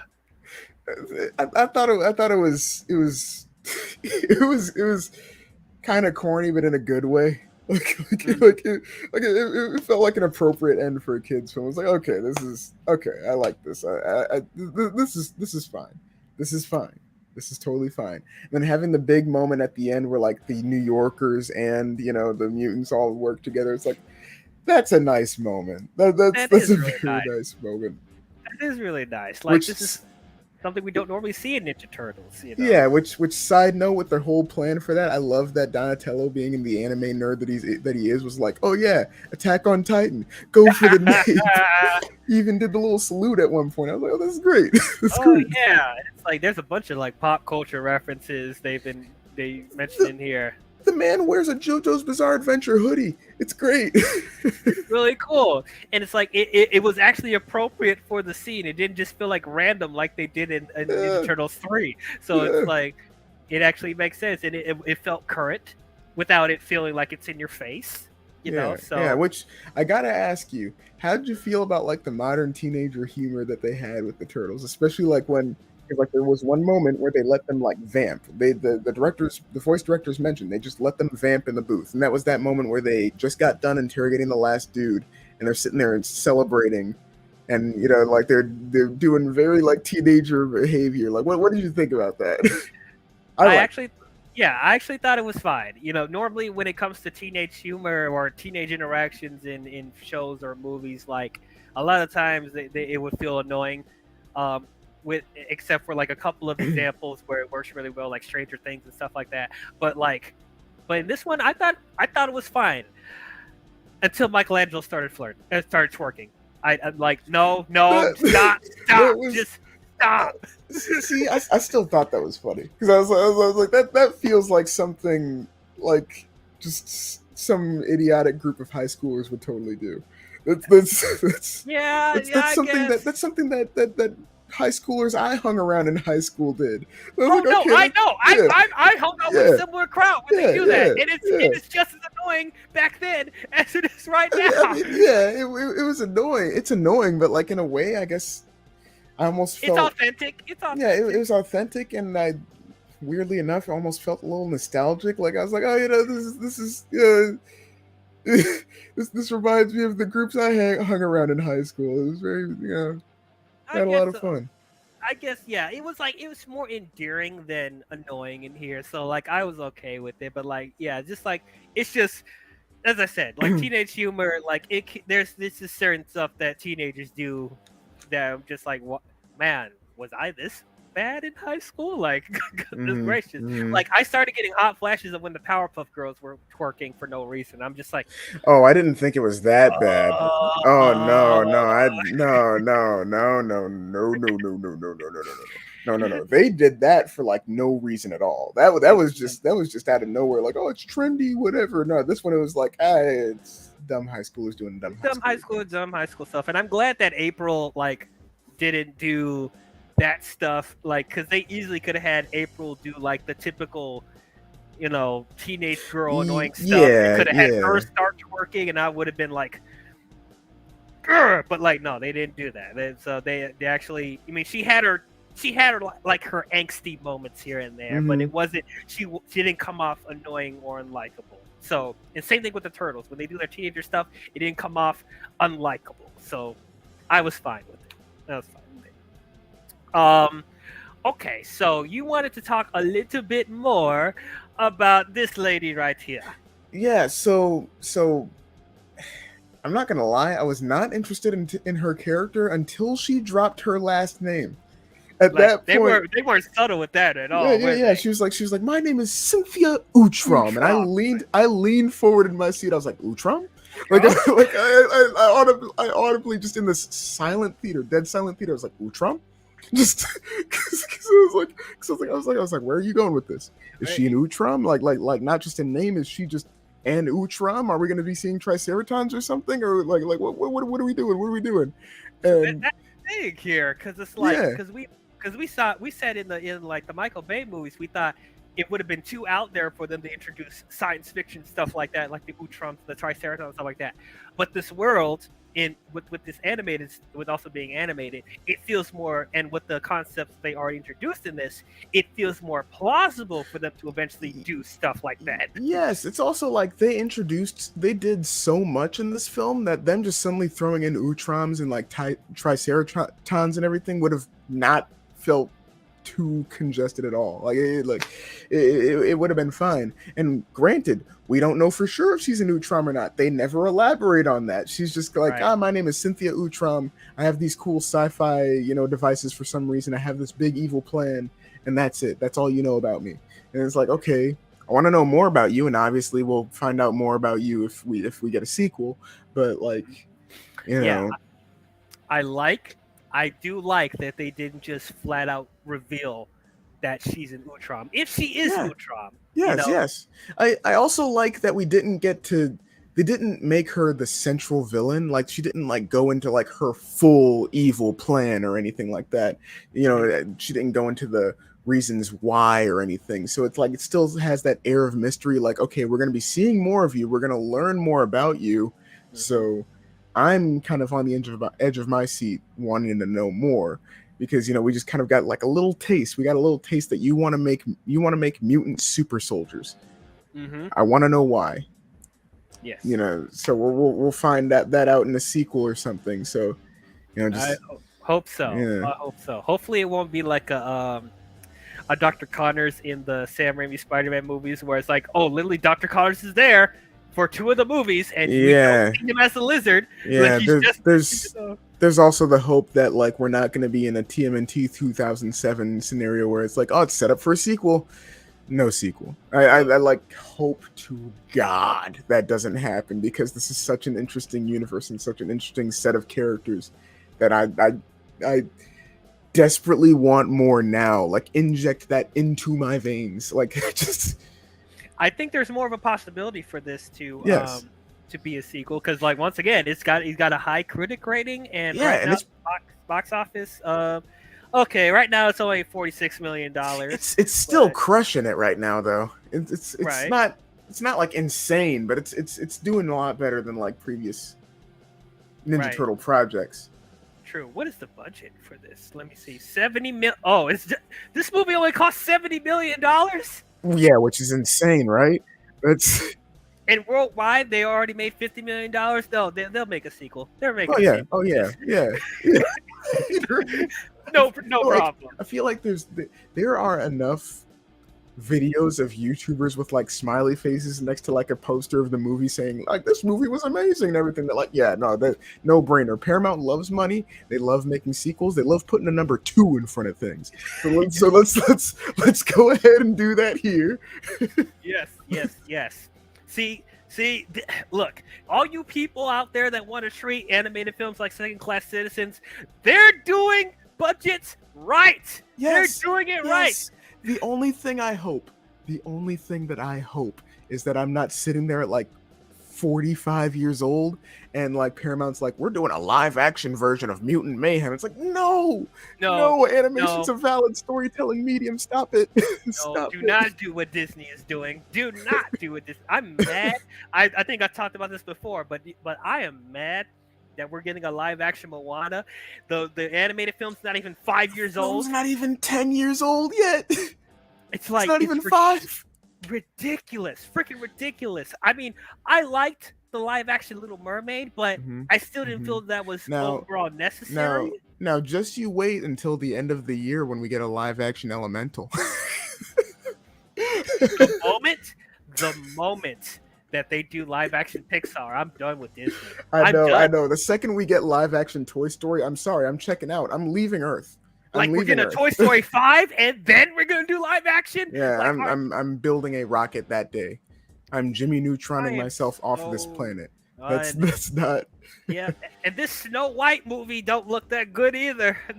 From all the stuff I'm hearing behind the scenes, I'm like, oh, this is gonna be a disaster. But anyway, before we get into a rant about Disney live action, but just like seriously, man, like Into the Spider Verse, like only costed like $100 million to make, and that's one of Yes, the best looking animated films this year. yes. This is a wonderful year for animation. Not a wonderful year for animators, mind you, because a lot of animators No, have been overworked, right? except for this Except project, for which this is movie, fantastic. But yes. for animation in general, this has been a fantastic year, both in the medium of movies as well as video games. Because you've seen so many just various styles and everything at work in both of those mediums. It's great. It's great. Yes, and like seeing all these other like live action films that like cost $200 million, $300 million. It's Yeah, like yeah, and they look like barely something I could making a make in profit. yeah, and they look like something I could make in college with After Effects. Like seriously, like the effects aren't done. What's going on, bruh? Yeah, But yeah, like I really, with the the stuff with the writers' strike and the actors' strike, and I wouldn't be shocked if the animation company try to unionize as well. But I'm just like, waiting. I'm waiting for it. I'm but waiting for the animator strike. I'm waiting for that trifecta that gets Hollywood shut down. I'm waiting for it. I'm waiting for it. I mean, you probably don't have to wait till then because, like, we're not even getting the writers aren't even sitting down for negotiations until 3 months from now. Yes, yes, I could see this. I could see this going until like next year, which at that point we're not That getting that's correct. any major releases from any Hollywood or major Hollywood companies for a while at that point. Now, indie film companies, they're going to flourish, and I'm looking forward to that. Oh yeah, But all yeah, the no, horror I'm just films, all waiting the for it. A24. This is your time to shine, man. I'm just waiting for it because like so far it's been consistent that like animators have been mistreated and everything. It's only a matter of Yeah, time before animators just decide, you know what? We don't have to take this. Then you get the animators, the writers, and the actors on strike at the same time. Oh, it's over. It's over. You it's got to done. treat them right at that point. You can't just replace all of them with AI. We've seen AI artwork before. It doesn't look right. Nope. We've seen AI scripts before. It's not 100% right. And if you have some like Joe Schmo try to go comb through and fix all the errors and everything, it's still not going to be good. You need a Right. professional writer with a degree or like with some sort of like experience behind them doing that.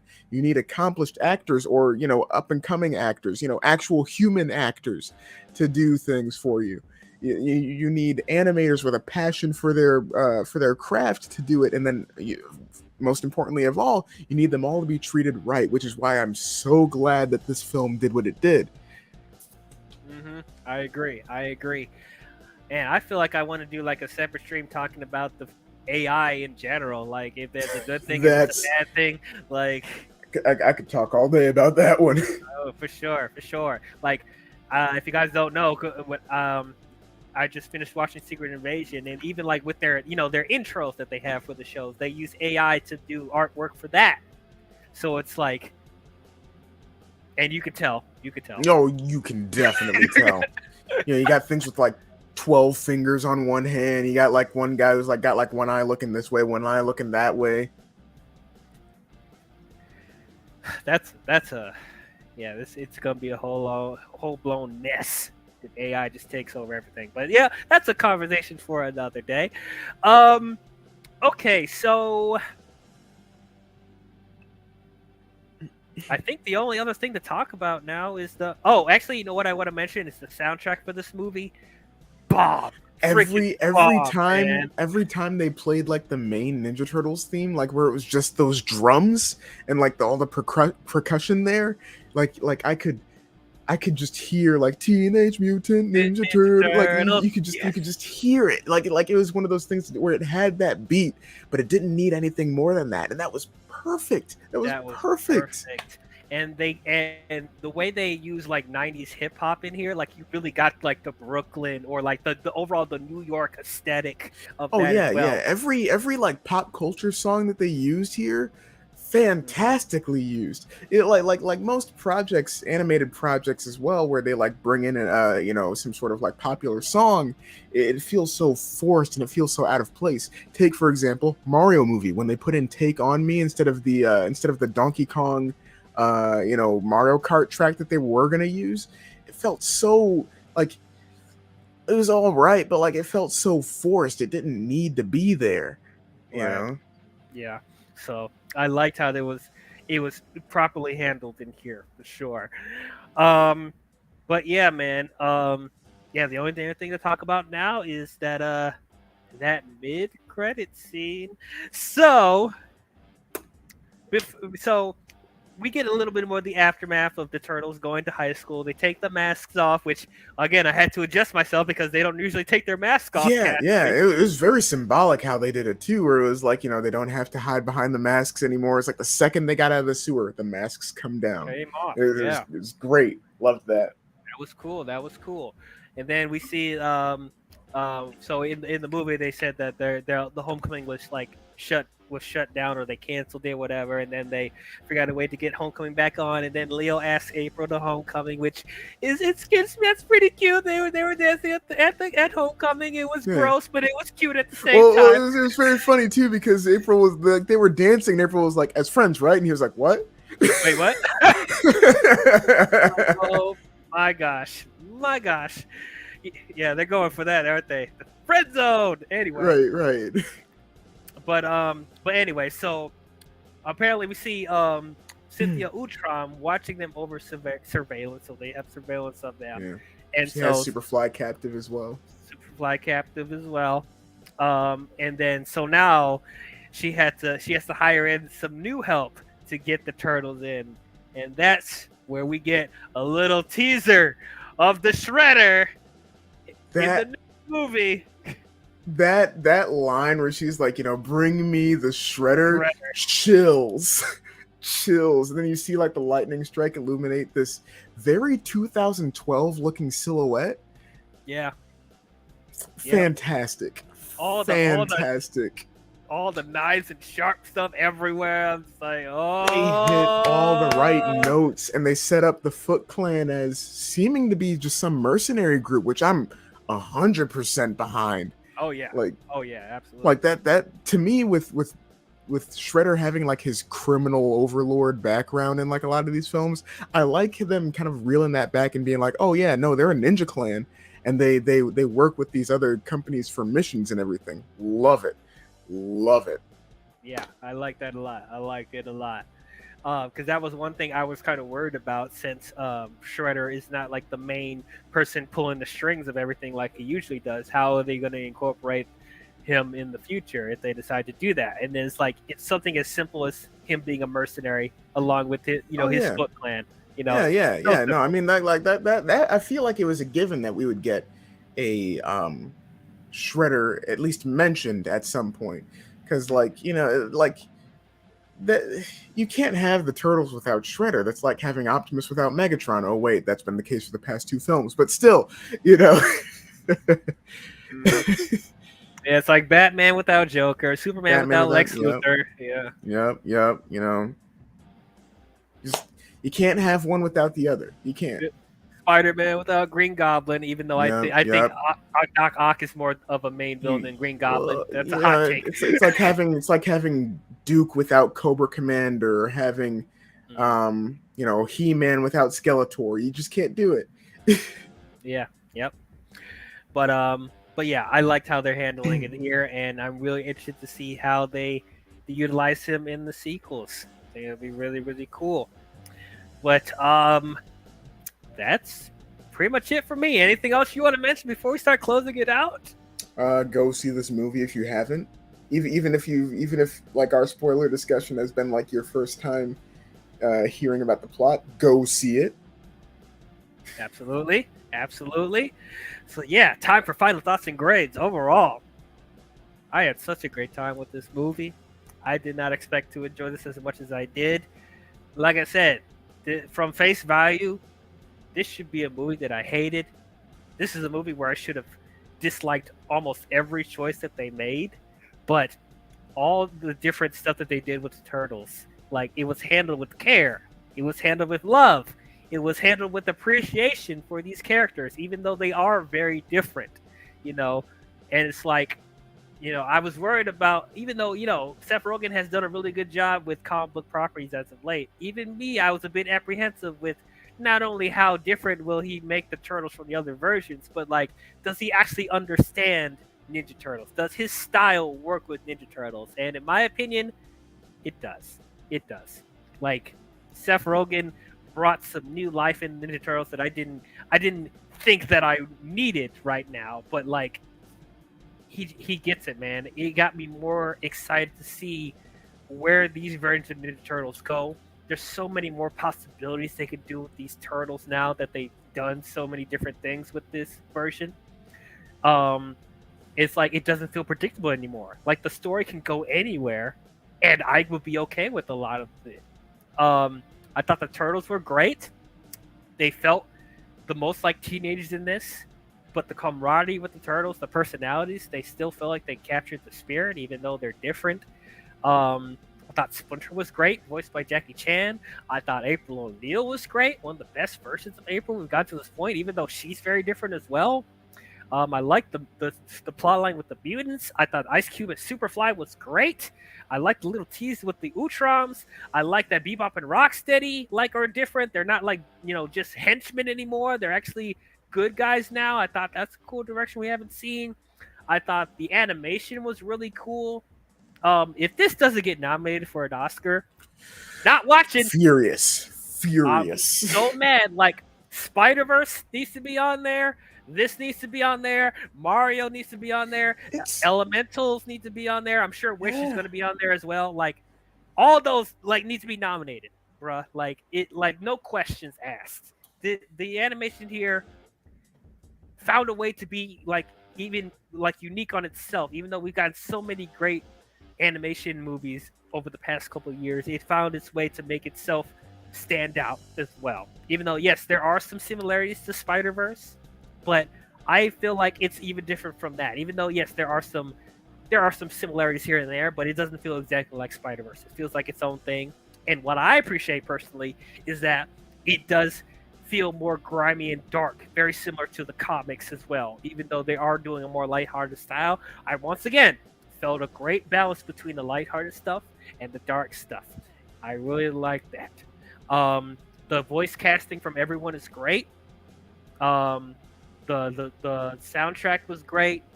Overall, had such a fun time. There is a couple of choices here and there that I'm still trying to adjust to, like Leatherhead and Splinter having a love interest, and April and Leo teasing a thing.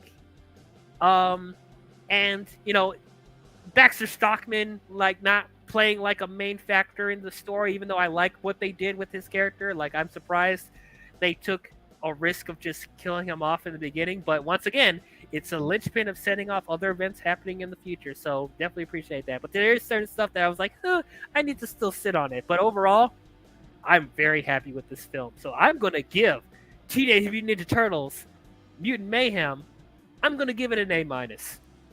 I thought it was great. It was great. Go see this movie if you haven't already. All right, Big V. Pretty much echoing a lot of what you said. Yeah, no, I mean, I think this was some of the best versions of the characters that we had. It's a lot of fresh takes, a lot of very welcome fresh takes, and just an overall just breath of fresh air, especially for the cinematic, the theatrical releases of Ninja Turtles. And right now, I'm kind of in an internal debate on whether or not I think that this is my film of the year or that Spider-Verse is my film of the year. And they're just so neck and neck, and I gotta go back and see Mutant Mayhem again. I gotta probably go see Spider-Verse on I think it's on Amazon Prime Video now. Oh really? Okay. Yeah. I gotta see these movies again so that I can fully figure that out. But overall, it was just a fantastic film. Everything from the score to the cast to the plot. They made a lot of very brave decisions, like we mentioned, with killing off Baxter Stockman in the first scene. They even made brave decisions when it came to the the overall origin of these characters, as well as like where they all end up at the end, having them being fully accepted, and not only that, but having these other mutants be their allies here, their family.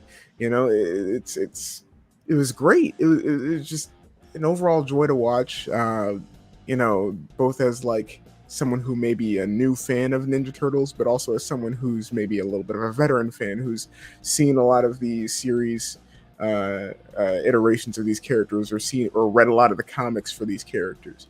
There's just such just a nice just sit down and just see something new kind of movie, and I loved it. I loved it a lot. So I'm actually going to give it just a full on A. I thought it was amazing, just absolutely amazing. I desperately want a sequel. I do too, man. I can't wait. I can't wait to see what they do next with this. But that is our overall thoughts on Teenage Mutant Ninja Turtles and Mutant Mayhem. Tell us, what did you guys think about it? If you've seen it already, do you guys love it? Do you guys hate it? Did you guys think it was okay? How does it compare to the other versions of Ninja Turtles? Comment your thoughts down below and let us know. If you guys want to, go ahead and rank all the Ninja Turtles movies for me. Put a little ranking in the comments if you guys have a ranking for it. Like, where would all the movies rank? I like to see that down below as well. But and I don't know where I would rank everything yet. I need to sit on it. But yeah, I know my top 3, but I got to figure out everything else. Exactly. Oh, we know what's at the bottom. Oh yeah. Ninja Turtles 3. Oh yeah, no. That is rock bottom. That is staying there. That is the thing that is keeping everything in place. That is the anchor. That is the anchor. For sure. Yeah, if you guys enjoyed this live stream, please don't forget to leave a thumbs up and subscribe to the channel. And don't forget to hit the bell if you want to be notified on future videos I'll be doing. We're on the road to 500 subscribers. Y'all are some stubborn people, man. I lost a subscriber the other day for no reason. I'm now at 472. Who are you? Why'd you do that? But I'm almost like going to do a stream just to gain subscribers, because this is ridiculous, man. I have 30 people to go. You tell me I can't find 30 people to subscribe? Come on, man. If you watch more than 3 of my videos and you have not subscribed, I got beef with you, man. Please subscribe to the channel. It'd be much appreciated. At least leave a like. Leave a like. It'll help me in the algorithm at the very least. You know, so help a brother out. But yeah, so we are done talking about the Ninja Turtles movies for now. We will definitely revisit in the future if we get sequels, or if we want to go back and talk about the shows, we could do that too. We'll talk about that more in the future. So coming up in a couple of days, we're going to talk about something that's not so great. I finally talked about Secret Invasion, so I will give you my spoiler thoughts on Secret Invasion on Thursday. Have you seen it? I've seen most of it, and I'm not pleased. Yeah, it doesn't get better. I'm telling you right now. Yeah. If you conjure up the guts to finish the show, you're more than welcome to come join me tomorrow night. We'll see. I'll see if anyone else will want to join in with me. But yeah, I'll do my spoiler thoughts on Secret Invasion on Thursday, and then after that, we finally can go back to talking about Star Wars. So we will talk about the shows that we missed. We will talk about the Bad Batch Season 2. We'll talk about Star Wars Vision Season 2 and Mandalorian Season 3 before Ahsoka finish airing all its episodes. So wait a minute, did Vision Season 2 come out? Oh, it came out. Oh my god! Yeah. Yep. I need to get on that. Oops. Yes, you do. Yes, you do. So this is the time. The time is now. So yeah. So tune in for those when it comes out, and I'll have a few reviews for you coming up soon on the channel. Pretty much waiting for Blue Beetle to come out, and they'll give you a spoiler discussion on that. I might see the Meg 2. We'll see how it goes. If I have time for that, I might give you my thoughts on that as well. But that's what's coming up on my channel. Go ahead and plug your stuff, Big Nate. Yeah. Sorry, just coming to terms with the fact that I missed out on Vision season 2 How'd already. you Jeez. how'd you not I know don't that was know. I coming don't. up? Yeah. I forgot. I forgot. I don't know how I did. But yeah, no, you can find me at Red, White, and Blue Streak as usual. Do a lot of comedy figure reviews. We just hit 65 subscribers, still on the road to 100. I just uploaded my review for SH Figure Art Sasuke. Eventually going to work my way through the rest of Team 7 as well as some Dragon Ball figures here. But next up, I'm going to be reviewing this guy, my first Masterpiece scale figure. So, definitely drop on by, come see how it goes. But yeah, love to have you. Nice. Yes, go subscribe to this man. Subscribe to his Big B channel and his Red, White, and Blue channel. I actually need to put your links in the description, so I'll make sure that I do that after we go off air. Are you watching the Netflix One Piece show? I'm gonna watch it. I'm gonna watch it. That Okay. that and Avatar: Last Airbender are both heavily at like the top of my radar. Yeah. Okay. I might. I might do something with the One Piece Netflix show. I might do a stream for that. I'll let you know. We All might. right. All right. All right. We might do a spoiler discussion on the One Piece Netflix when it comes out. Because I know, like you're more of an expert on the One Piece source material than I am. I kind of fell off after the time skip a little bit, so it'll be good to get your thoughts on how they handled this. So yeah, look out for that. But that is all we have for you, Ninja Turtles fans, and we will see you guys next time. Talk to you guys later. Can I kick it?